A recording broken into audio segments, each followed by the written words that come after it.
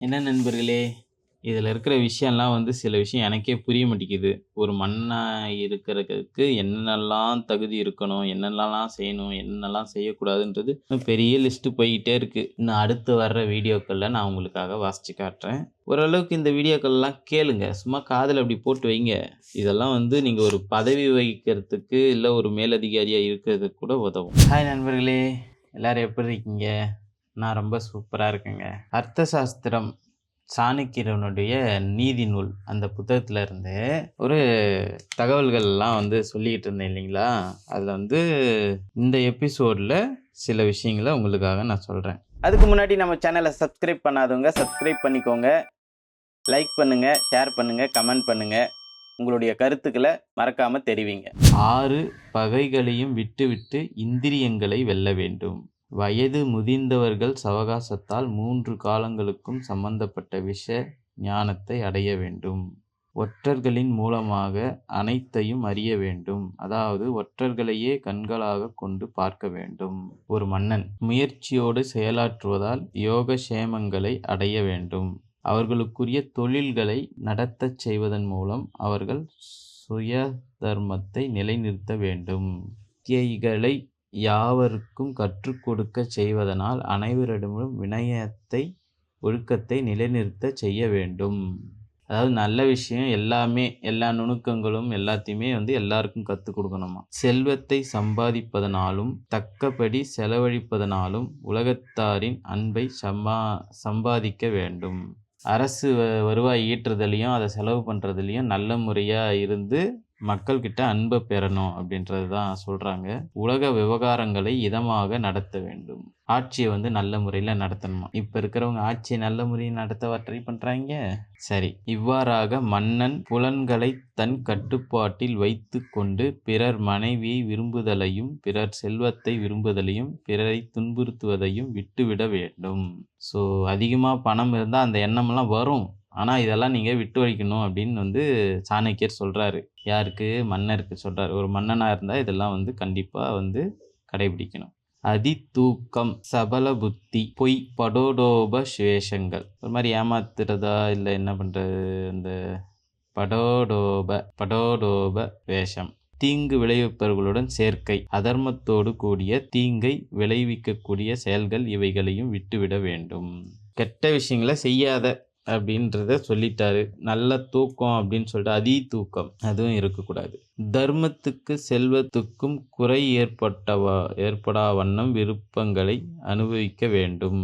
அப்படி இருப்பவன் சுகமாக வாழ்வான். அதாவது தர்மத்துக்கும் செல்வத்துக்கும் குறைவு ஏற்படா வண்ணம் அப்படின்னா இது ரெண்டுமே குறை இருக்கக்கூடாது. தர்மம் செய்கிறதுலையும் குறை இருக்கக்கூடாது, செலவையும் அதிகமாக வச்சுக்கூடாது.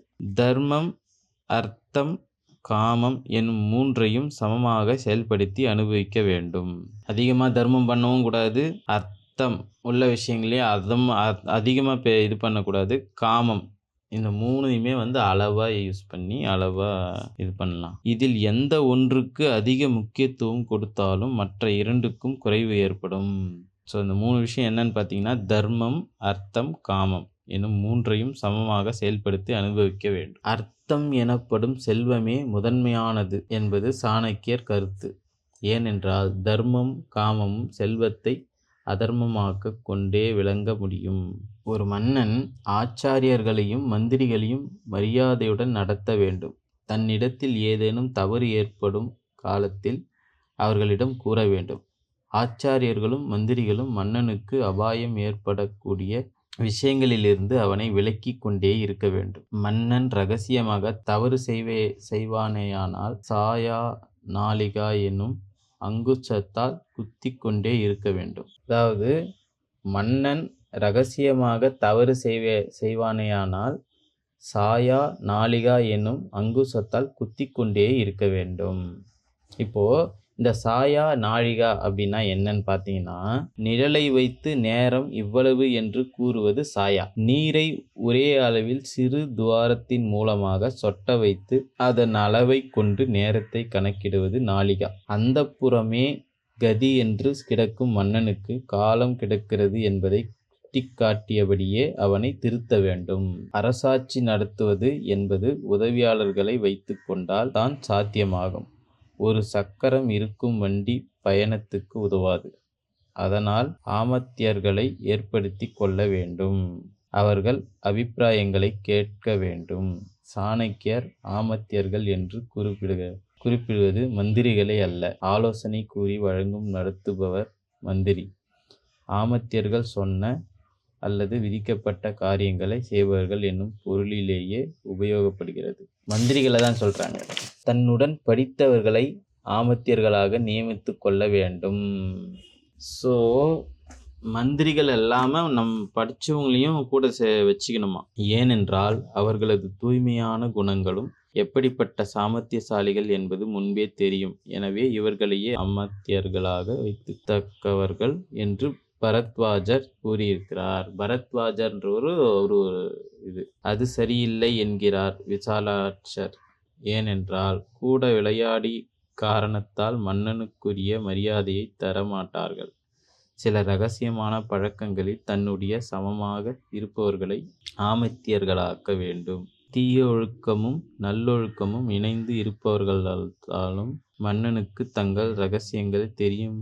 அதெல்லாம் ஜாக்கிரதையாக இருக்க வேண்டும் என்று நினைப்பார்கள். எனவே குற்றங்கள் செய்ய மாட்டார்கள். இந்த தோஷம் சாதாரணமானது, இருவருக்குமானது. இவர்களுக்கு என் இரகசியங்கள் தெரியுமே என்னும் பயத்தால் மன்னன் அவர்கள் சரிவர தங்கள் வேலைகளை செய்தாலும் செய்யாவிட்டாலும் அவர்களை அனுசரித்து கொண்டே போக வேண்டி வரும். தட்டி கேட்க முடியாது என்கிறார் பரசாரர். மன்னன் தன்னுடைய இரகசியங்களை எத்தனை பேருக்கு கூறுகிறானோ தன் அந்த செயல் காரணமாக அத்தனை பேருக்கும் வசப்பட்டு நடக்க வேண்டி வரும்.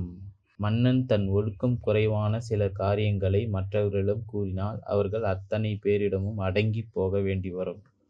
ஸோ முடிஞ்ச அளவுக்கு இரகசியங்களை கட்டி காப்பாற்றணும். எவர்கள் தனக்கு பிராணபத்து ஏற்பட்ட தருணங்களில் உதவினார்களோ அவர்களை மன்னன் ஆமத்தியர்களாக வைத்து கொள்ள வேண்டும்.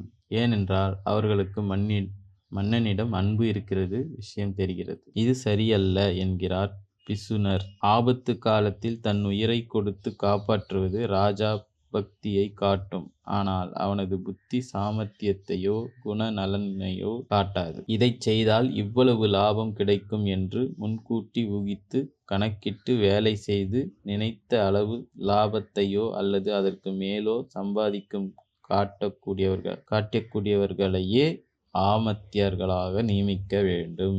ஏனென்றால் அவர்களது புத்தி சாமர்த்தியம் நிரூபிக்கப்பட்டுள்ளது.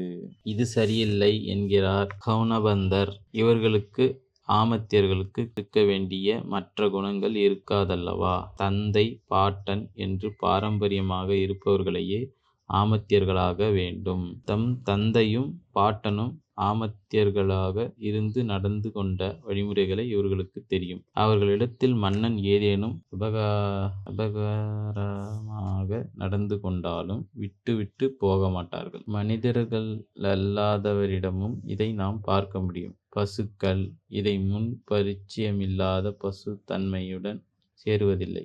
பழக்கமான பசுக்கள் தான் இருக்கும். என்ன நண்பர்களே, இதில் இருக்கிற விஷயம்லாம் சில விஷயம் எனக்கே புரிய மாட்டேங்குது. ஒரு மன்னனாக இருக்கிறதுக்கு என்னென்னலாம் தகுதி இருக்கணும், என்னென்னலாம் செய்யணும், என்னென்னலாம் செய்யக்கூடாதுன்றது பெரிய லிஸ்ட்டு போய்கிட்டே இருக்குது. இன்னும் அடுத்து வர்ற வீடியோக்களில் நான் உங்களுக்காக வாசித்து காட்டுறேன். ஓரளவுக்கு இந்த வீடியோக்கள்லாம் கேளுங்க, சும்மா காதில் அப்படி போட்டு வைங்க. இதெல்லாம் நீங்கள் ஒரு பதவி வகிக்கிறதுக்கு இல்லை ஒரு மேலதிகாரியாக இருக்கிறதுக்கு கூட உதவும். பிடிச்சிருந்தா லைக் பண்ணுங்கள், ஷேர் பண்ணுங்கள், சப்ஸ்கிரைப் பண்ணிக்கோங்க. அது வரைக்கும் நன்றி, வணக்கம்.